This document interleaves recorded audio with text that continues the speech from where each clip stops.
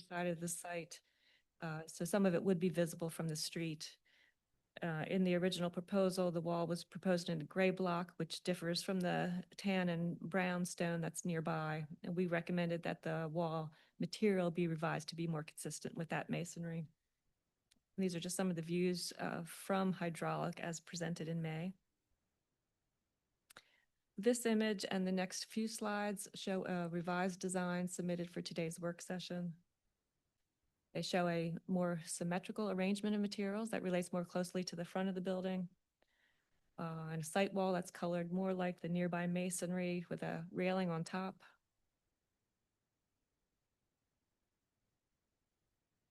And the design also shows a side elevation along Swanson Drive with plant trellises like what are found in other locations in the town center. As a work session, we have no specific recommendation for today, but the applicant has some additional information to share with you. Thanks, Margaret. We'll start with questions for Margaret. Frank, do you have any questions? I don't have any questions. Thanks, Margaret. No, me either. Dade, no questions? Nope. And I don't have any questions either. Let's see, do we have someone from the applicant that wishes to make a presentation? Yes, thank you. I also have Juanita and Mark from Baltimore. They cannot look at your slides or they cannot talk. Can't talk. If your slides are up there, they cannot say, go back to slide number 2 and have it. I can't have them up there in the slide. Oh, I see. But yes, they can. They If can they want to, yes. Okay, awesome. So you loaded this, Mark? Oh, thanks.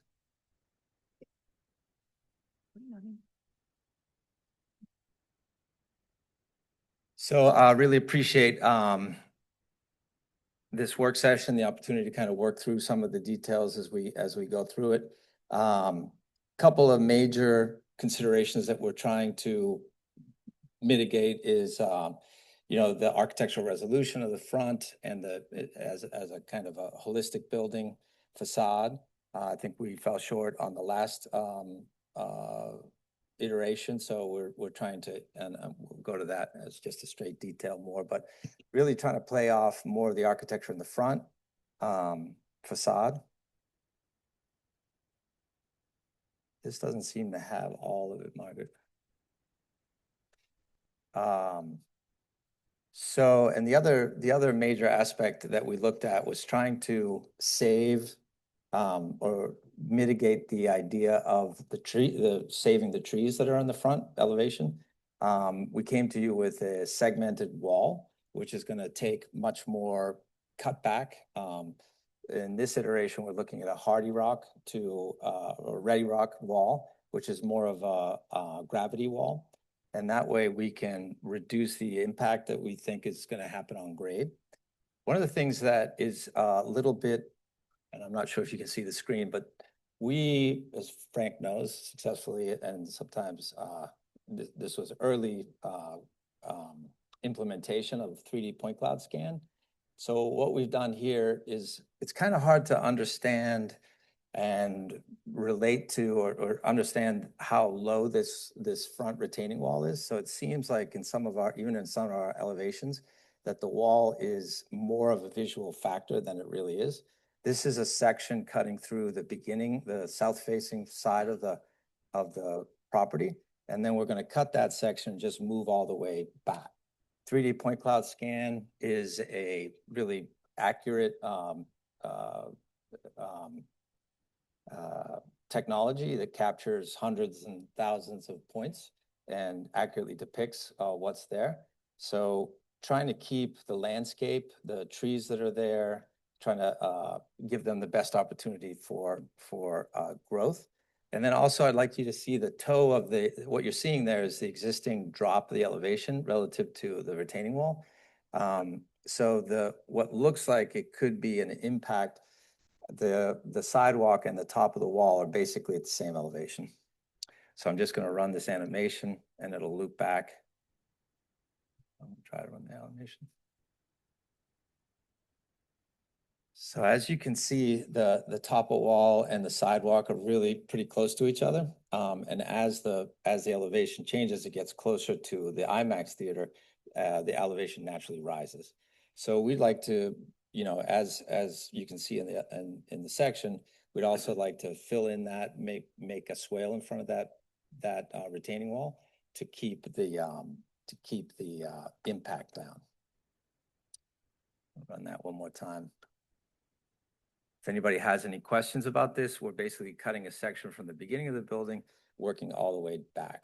You can see by the man standing there that on the elevation of the sidewalk, that retaining wall does not have a huge impact on the site. Conversely, I want to show you a long section.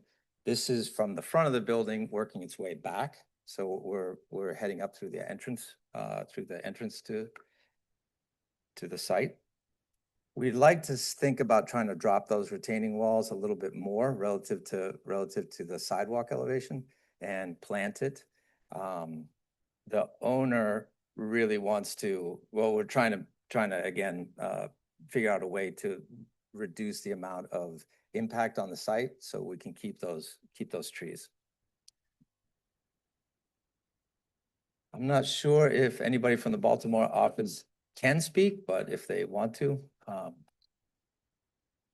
So then this again is this is the point cloud scan with our building, which is a Revit file. These things live together. So the idea of this is going to be very, exacting on what this would look like. So ultimately, what we're trying to do is mask or reduce the impact on the entrance corridor and have more impact on the southern elevation and obviously the front of the building.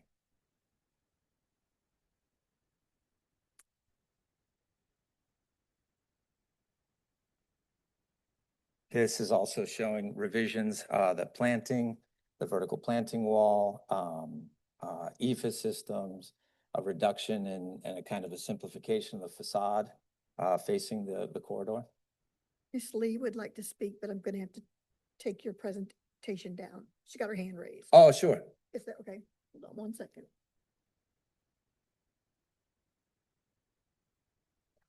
All right, go ahead.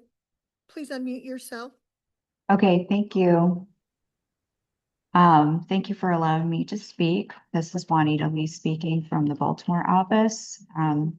In terms of the response to the original ARB comments, we know that originally it was suggested that we bring the stone to the rear, and looking at the other buildings in the immediate area, we noticed that the mechanical screen walls did not go all the way to the rear. So we felt that the repeated siding panels would be able to just break down the facade enough without needing to bring additional stone.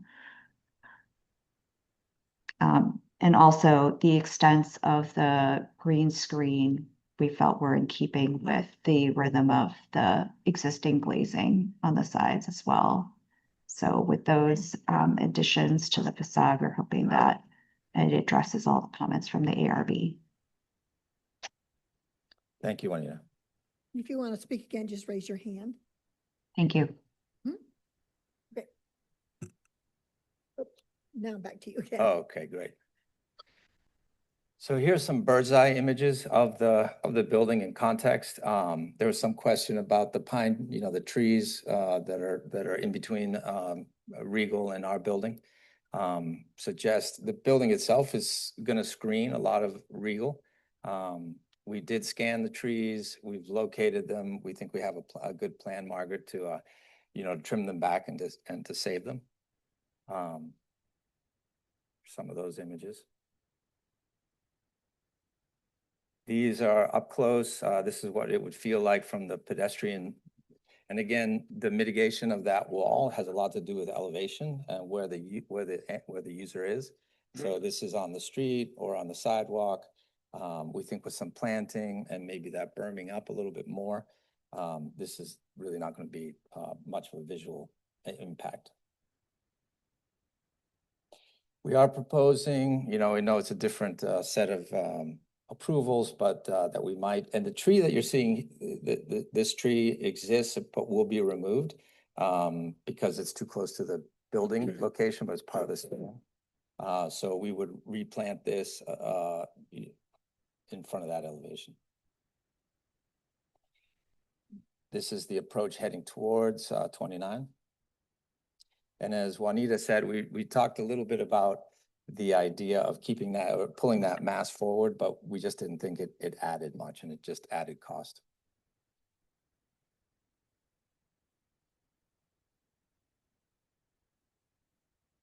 The stone in these images are rendered lighter than it would be. The ARB package has that more as a darker stone.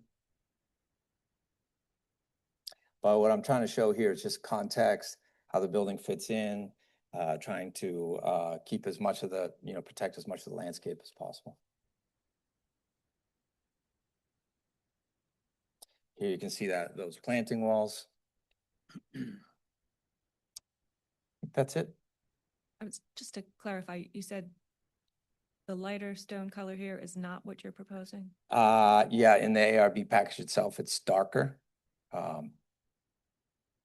We'll redo these renderings, but as a working session, I wanted to, present the bigger ideas.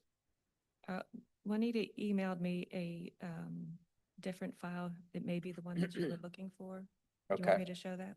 sure.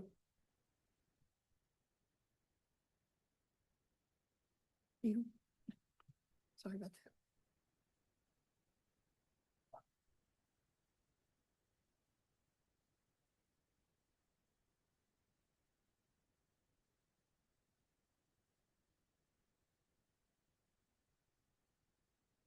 Right. Tell me to stop if you. Yeah, this, the stone right there on the left, that's the darker stone that we would propose.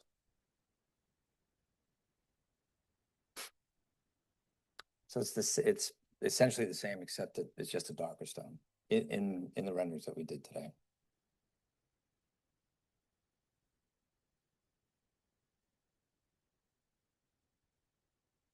Oh, I see. Yeah, it's a different file. So, you can see the elevations, the straight elevations, if you go one up, number 6. So that's our revised elevation. Sorry, that's the east elevation.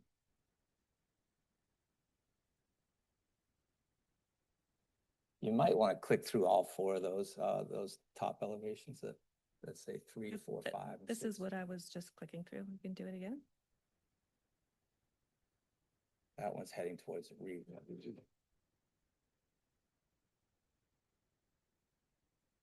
5, that's the east elevation. Sorry, that's the south elevation. And that's on the corridor. Or the entrance to Stonefield. You want me to continue through? Sorry? Do you want me to keep going through it? Sure.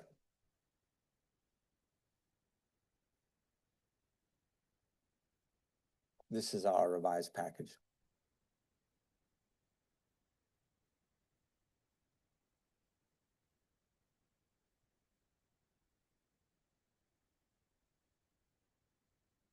Here you can see that sectional detail, how, it looks like it's more than it is, but the top of wall and basically the sidewalk does rise a little bit where the top of wall is horizontal. But it's not much of a feature from the entrance corner. We're required to put a hand railing, 48-inch handrail. Ready Rock does that much better than segmented wall. And again, it's a gravity wall, so the cuts that we have to do and the disturbance is less.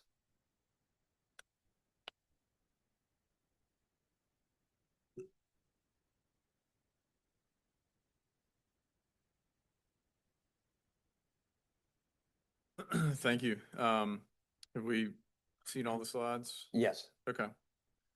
Let's see if any ARB members have questions for the applicant. Dade? Sure, yeah, thank you for the updated presentation. I guess in terms of the wall, it wasn't clear to me, are there plantings proposed at the base of it along the road? There would be. There would be. Yeah, And do you know what we those wanted are? to show you the Oh, wall itself. okay. And then we, Perfect. I'd like to lower it a little bit, the 2 segments that are, sticking out a little bit, but yeah, those would be masked. Okay, thank you. And then I guess at the corner, it gets quite close to the existing monument sign. Has that configuration been reviewed by the overall shopping by Stonefield? And are they comfortable with that? Or is there any further integration of the monument sign and the wall that may They're be- comfortable with it Okay. as depicted. Great, thank you. No other questions. Thanks. Frank? Does the Ready Rock finish on both sides? You can get, there's 'Cause type it you will can be get. exposed on both sides. It would be Current, exposed on yeah. both sides. I believe it's, Juanita knows this, but I think it's up to 2 feet that you can expose it. There's a double-sided version. Okay, Yeah. gotcha. That's my only question. Okay. Thanks. And I don't have any questions. Thank you for your presentation. Go into discussion. Wait a minute, Juanita has her hand up again. Oh, sorry about Sorry that. about that. Hi, for the Ready Rock, those last images were precedent images of the form that was going to be suggested as the ledge stone. We know it doesn't exactly match the context, but it's as close as we could get with the gravity wall system. And for the top caps, there are these double-sided caps. They're 18 inches deep. So wherever the grade would expose more, that's where those stones would be.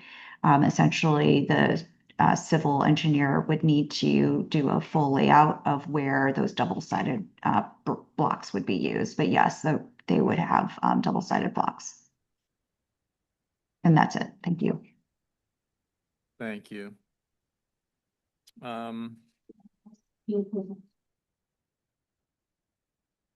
Ready for discussion? You are now. Want to start? Dave? It's open. Yeah.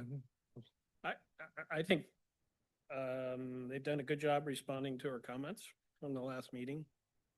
You know, the grades are in some respects unfortunate in that be nice if the building was sat a little higher on the site, but I don't, you know, you're either don't see a way to do that. So in general, I don't have any critical comments on the revised plan. I think it fits well in Stonefield, seems to fit well next to the theater. It doesn't draw a lot of attention to itself on the hydraulic road side, which I guess is a good thing. And yeah. Okay. Thank you. Dade? Yeah, I agree with Frank. I think they've responded to the last discussion well. I think the EC facing front elevation, but the rear of the building functionally is quiet and muted and appropriate and works as sort of a background to the landscape. I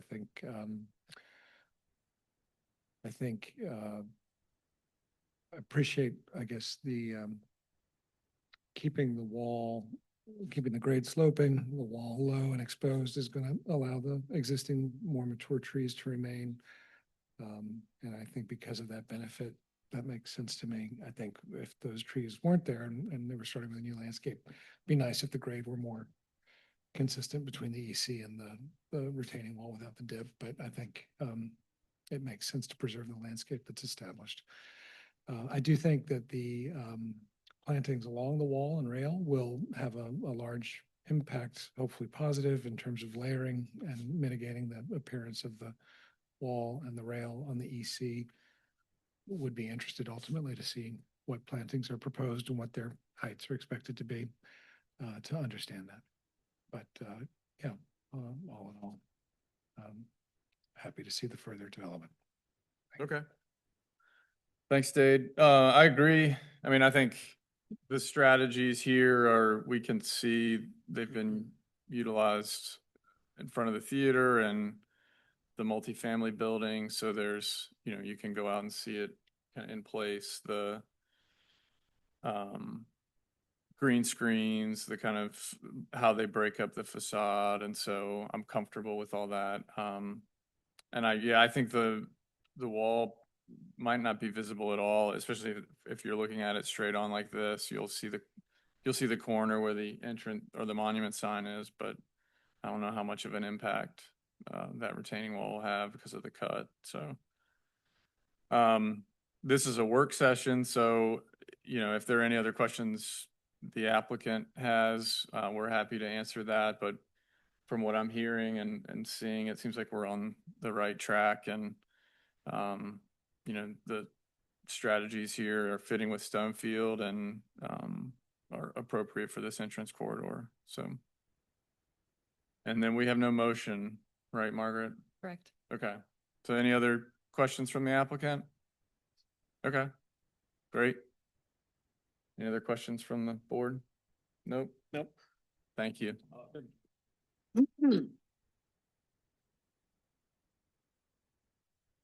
All right, the second work session today is ARB 2022 00061 Vista 29 rooftop equipment. Okay, today we are talking about rooftop equipment for the Vista 29 project, which is located off of Premier Circle. This project received a certificate of appropriateness in 2023. It was known by a different name at that time, but this image probably looks familiar to you. At the time that the design was approved, the rooftop mechanical equipment was not expected to be visible from the street. In late 2025, the architects for the project contacted staff to explain that with construction well underway, they noticed that that mechanical units planned for the top of the building would be more visible than originally anticipated, and they were going to propose a screening solution. Staff recommended that a mock-up of the screening be installed to better determine visual impacts. Staff and a representative of the architect's office viewed that mock-up in May of this year. And these are some Photoshop images of the anticipated appearance of the screen based on photos from that site visit. And they were attached to today's memo that you received previously. These are some close-up views showing the frame structure on the roof at the bottom and Photoshopped mechanical screen in two different colors in the top two images. This is a view, a more distant view, and another view even further away. The mock-up was visible from the northbound lanes of the Route 29 entrance corridor from approximately the north end of the Stonefield development to the building itself. And that's a distance of approximately 1,000 feet. When visible, the view was really not very wide open. There are trees and signs and utility poles that distract the eye and obstruct parts of available views. The view will likely be more open when the leaves are off the trees, but staff believe that the mechanical screen is a reasonable solution. The form of the screen is suited to the size and form of the building. The colors are coordinated with the building colors. Considering the length of the overall corridor, the screen will be visible for a relatively short distance along the corridor, and the existing visual distractions located nearby reduce noticeability and impact. There are two color options proposed. The stone gray, which is shown on the left, is the darker of the two colors. Gray-white on the right is the lighter color. Both of those are coordinated with the building. We felt that the darker color is coordinated without making the building itself look larger or oddly shaped. So our recommendation is for approval of the mechanical screen in the darker stone gray color. Happy to answer any questions you have. Thanks, Margaret. Frank, do you have any questions? I do not. Thanks, Margaret. Dade? No questions. Thanks. And I don't have any questions either. Is there a representative for the applicant with a presentation?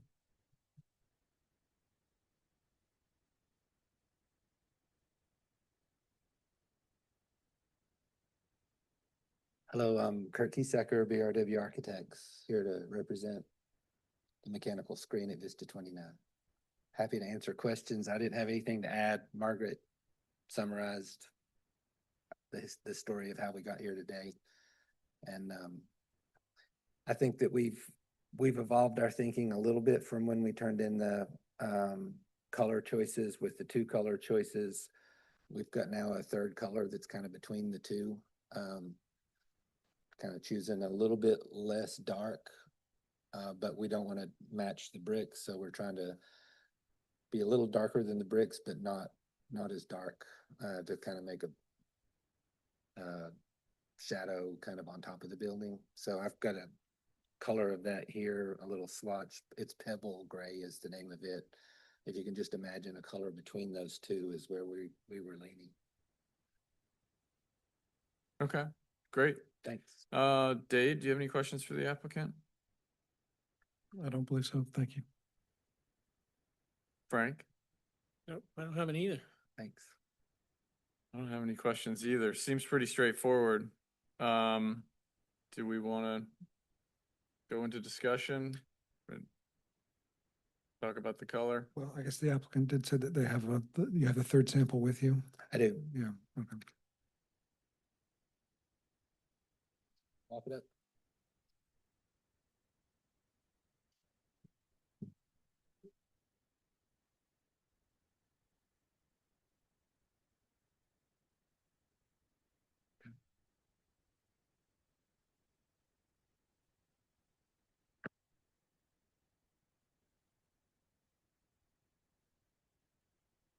And is it metal? It is all metal. It's all Those are, metal. powder coated PPG color samples. They're on Sherwin-Williams color boards, but it's going to be powder coated metal.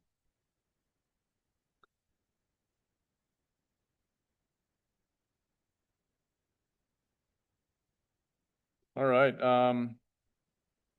sounds like there are no objections. Does anyone feel strongly about one of the colors?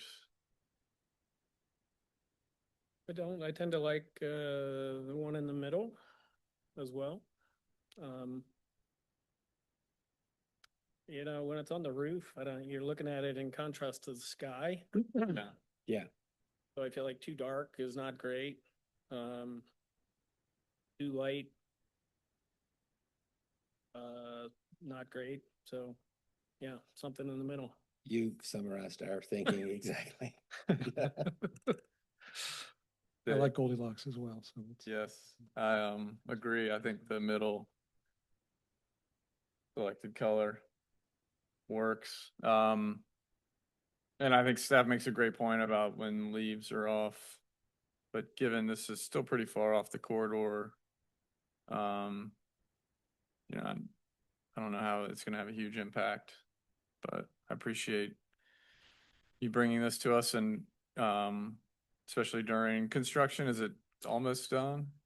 It's topped out. The brick is on, windows are in. The unit will be set, I think, as soon as they can get this screen in place, they'll Okay. set that unit. So we noticed it when the zip sheathing was up, which was green and very noticeable. So now it's starting to fade back a little bit more. Okay. Well, great. Well, if we don't have any other questions for the applicant, we'll move to the motion. If there are any edits, or you want to go ahead and move? I don't have any edits. I'll move that we approve the rooftop equipment and an equipment screen in the color pebble gray as presented at the meeting. Do you have a second? I'll second. Do we call the vote? Yes. Mr. Hancock, Aye. Mr. Stoner, Aye. Mr. Vanderwerf. Aye. Thank you. Thank you.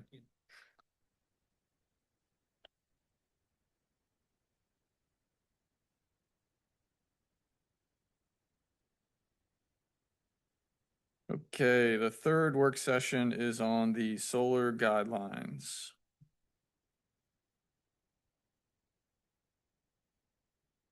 Okay, on May 11th, we discussed this second draft of criteria for the rooftop solar installations. The result of that discussion was that most of these edits were fine to move forward with. There are two items that I want to follow up on today. First is about the criteria for the distance from the surface of the roof to the panel on pitched roofs. On May 11th, there was discussion about the 6-inch dimension and whether it should be from the surface of the roof to the underside of the panel or to the top of the panel. The decision on May 11th was to go with 8 inches rather than 6 inches, and for it to be measured from the surface of the roof to the top of the panel. But after the discussion, I said I would go back and I would look at the applications that you all approved last year and compare that to those, that dimension. The Virginia asphalt proposal on Avon Street Extended was one of the applications that you reviewed and approved, and that was the one that had a pitched roof. Those panels were 1.57 inches deep. With the various pieces of equipment needed to attach the panels to the roof, the distance from the roof to the top of the panel was approximately 10 inches. The high school projects that you reviewed, the panels were just over 1 foot above the roof and 15 inches above the roof for the other. So our recommendation now is to go with at least 12 inches as the dimension from the surface of the roof to the top of the panel. Does that seem reasonable? Quick, I guess in the second example, Margaret, was that a pitched roof that those were located on, or that was a slope or a low slope roof? The center. The high school. The high school center. High School Center and Albemarle are both flat roofs. And sorry, the pitched example at Virginia Asphalt was 10 inches, is that right? Yes. Yes, okay, thank you.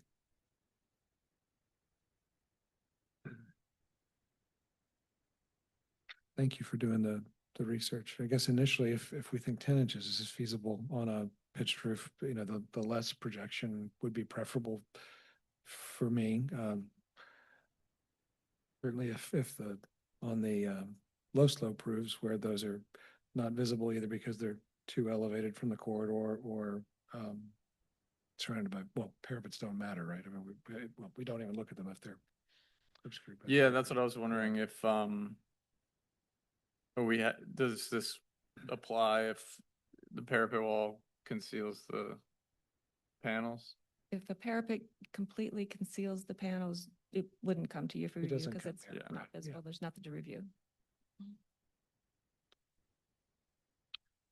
So I don't know if folks would support 2 standards, one for pitched, one for low slope, but So I just put the measurements for the panels on the flat roofs just because we had them just for comparison. okay. The okay. next point I want to talk about is the panels on the flat roofs. So Right. maybe if you want to just not decide on the pitched roof measurement just yet, let's maybe get to the second point and then we can come back around. Perfect. Sounds great. Okay, great. Okay, so the second issue is about panels on flat roofs. And at the May meeting, we looked at these images. We talked about visibility of those installations. And I chose these images to illustrate rooftop installations that could have much more visual impact than what we had anticipated for the high school projects. We talked about arrays that are not visible, arrays that are mostly not visible, and arrays that aren't visible or aren't significantly visible. And we were asking if there was some level of mostly not visible or not fully screened that should be available for administrative review. And the general consensus from the last discussion was that an installation is going to be visible or it's not going to be visible. It would be difficult to establish criteria for varying levels of visibility. So if it's visible, it needs ARB review. But looking at this again, I was trying to identify what the features of those lower 2 images in this slide are that were so problematic. And in those installations, but not in the ones that were approved for the schools. And 2 of those features seem to be the overall height of the installation, the overall height of the panels, and the large field of panels that's there without a break. So I thought maybe we could develop criteria to address that. I mean, possibly a maximum height at the lower edge of the panel, a maximum height at the upper edge of the panel. You would allow for the optimal angle for the panel in this area, which is, depending what source you go with, somewhere between 32 and 38 degrees, and possibly establish a maximum panel dimension And with those criteria, it might be possible to avoid the designs in the lower images, but allow for ones like the ones that have been approved at the high schools. If that seems reasonable, we can do a little more research and figure out what those numbers might be and bring revised criteria back to you for consideration. Are there other factors driving that spacing? Heat being one, just roof heat. I'm just trying to figure out if there are any things that we don't know about that would potentially factor into, The spacing of the, yeah.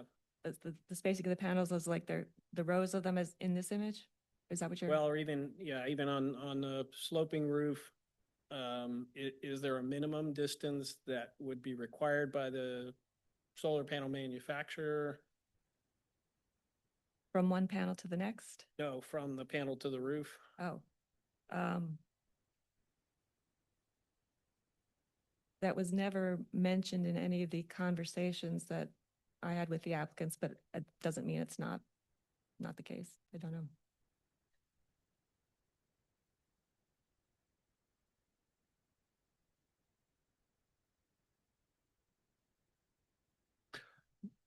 Margaret, thank you very much for researching those installations. And I think you do correctly point out that part of the issue in those two examples is the amount of height for how high those get. I guess one reservation I have about this for partially visible ones, I think another factor is going to be how organized or not, how orderly or not, how coordinated or not the array ultimately is, apart from the panels. And I don't know how we set a prescriptive guideline for that more subjective determination. So I think, so I think to the extent the arrays did not project a great deal from the roof and then were arrayed in an orderly way that worked, if they're visible with the overall building, that would be acceptable. I just don't know how to get that second part of it in a guideline. So right now, the criteria, the draft criteria say panels arranged in an organized pattern that establishes a coordinated and orderly appearance consistent with the architecture. And I think the idea was to have some images Okay, describing show that. what, Okay, great. what that means. So then this in combination with that would still be a staff level review to determine, okay, then that's cool by me. Any other questions? How strongly do we feel about the 12-inch setback from the ridge, eaves, and edges? And again, I'm just thinking about dimensionally. Panels only come in some sizes. If your roof happens to be such, you're gonna lose a whole panel because you can't stay 12 inches from the ridge, eaves, or edges. Is it really important? I think it is, given just the aesthetics of it, the images we saw, I think the precedent images of when it was right up on the edge of the roof. It didn't look like architecture. It looked like, I a tend to, mechanical thing.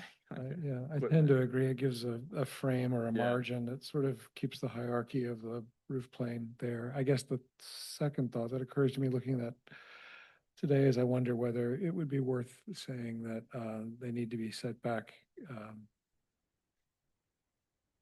Well, I guess to the extent we're saying for the pitched roofs, it's 10 inches max projection.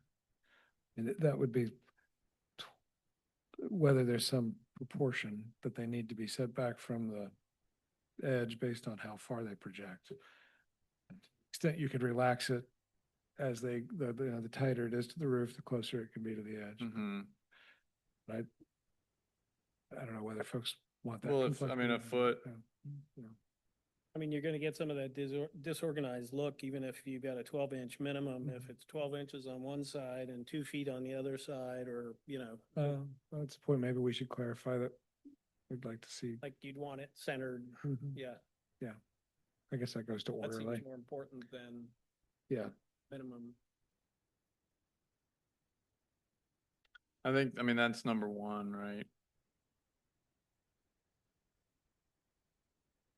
Hopefully we're covered with that. That it's orderly Yeah. and, yeah. I mean, I think with anything, where any policy, we're gonna get tested. We're gonna learn more of, how reality of construction and design are affected by these guidelines, but I think in an effort to streamline things, this is a good starting point, and I don't know that we'll get it 100% right now, but I think we've kind of outlined what's important to us. So if they follow these guidelines, they're not subject to our review. Correct. This is for a countywide, right? This is the criteria for a countywide, so if a proposal comes in, staff would look at it. If it meets these criteria, we would approve it. It would not come before you in an ARB meeting.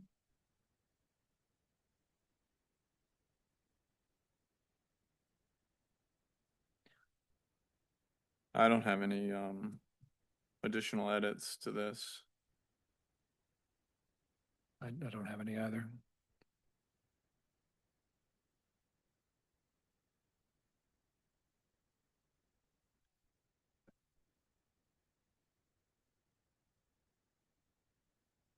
Do you want to review it one more time with The full Tara and group. Chris?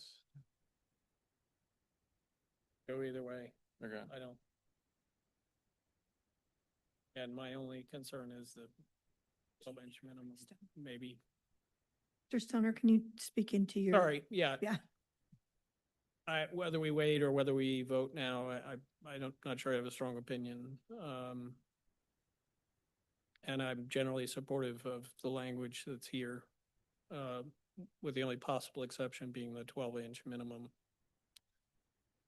How about if we come back next time, I'll make the change from the 8 inches to the 10 inches under pitched roofs. I'll bring some images to illustrate the 12-inch setback from the sides of the roof so we can look at what impact that might have. Can revise the criteria for the flat roofs to try to address the issue that we were just talking about with the go back to it. So, yeah, if we, can we stay on that? Oh, sure. Nope, the last one. This one? That one, yep. So how do you all feel about the image on the lower left? Which certainly the panels are raised and are clearly visible from, I assume, the street or wherever the road is in this picture. And yet architecturally, it feels very compatible with the design. Like there's design of the building, I think, can have a substantial impact on the suitability of the panel arrangement and distance. And I mean, this almost feels like it's part of the architecture. Yeah, I would agree that that example actually is fairly orderly Yeah, and equidistant in terms of its, it's, like in the same way that the one at the Colonial Nissan. right, yeah. Right. So if the array is designed as an architectural element and expressed in a way that's orderly and unified, but it's difficult to write a prescriptive criteria. I think that would describe that. I don't know whether that changes the language of the, because I guess what we're being asked to approve today is just for slope roofs, right? Oh, well, and flat. Oh, and flat. If you were interested in pursuing the idea I presented today for the flat roofs, we would come back to you with more specific text and numbers for that. That's not ready to Okay. approve today. Is everyone in agreement that the bottom left looks appropriate? Looks what? Looks appropriate. To me, it does. I think we needed the other example that had like 10 things wrong with it. We needed that there. This one is, it's too nice. Yeah, I mean, it's architecturally, it's front and center. It's obviously, you know, tells you what that building is all about. But it's also like, it has two roofs. But I think the countywide certificate is thinking about this in terms of mechanical equipment and not necessarily the architectural element. Maybe that's not true, but to your point, Frank, I think like if this application came to us, it would probably, be approvable. Like it seems to represent a lot of the things that are in our guidelines, and it's a building that could fit in one of our entrance corridors. But, you know, I think we're all in agreement that we want this countywide process to help streamline the review process, and we think that makes a ton of sense. Maybe there's a way to have a third category of, you know, architectural element where, because I would say that's one of the dominant architectural elements of that building. Yeah, no, it is.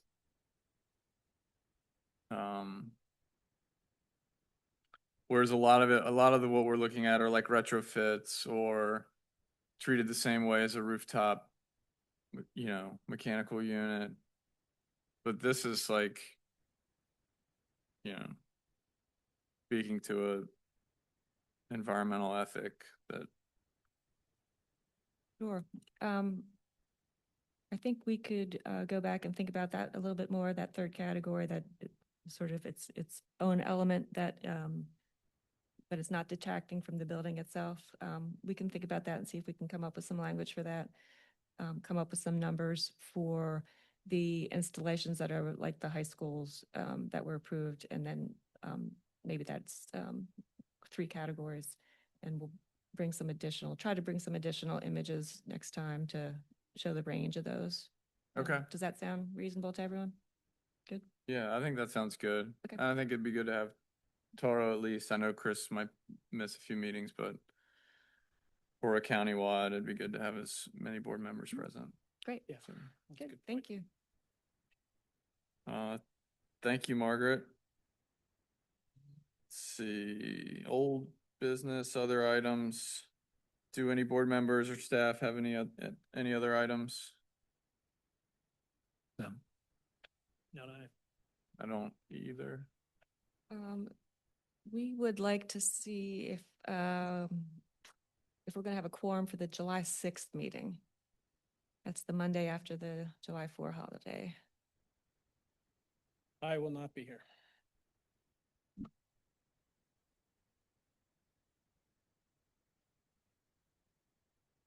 I presently can be here for that. Yes, I'm planning to attend. Okay. Thank you. Okay, the next meeting, has the June 22nd meeting been canceled? Or is that still on? I believe it We was don't have- canceled. We don't have any items for the 22nd. Okay. So the next meeting will be June 29th. We don't have a quorum for that day, so the next one will be the 6th. Oh, the July 6th meeting, okay. There's summer vacation. Are there any applications that are going to be approved de facto or? We've moved the June 29th items to July 6th. Well, we really need to Hold make the sure they're 6th. reviewed on the 6th. Yep. Okay. All right, there's nothing else. The meeting is adjourned, so the next meeting on Monday, July 6th, 2026. It is 1:55 PM. Thank you all. Thanks. Thank you.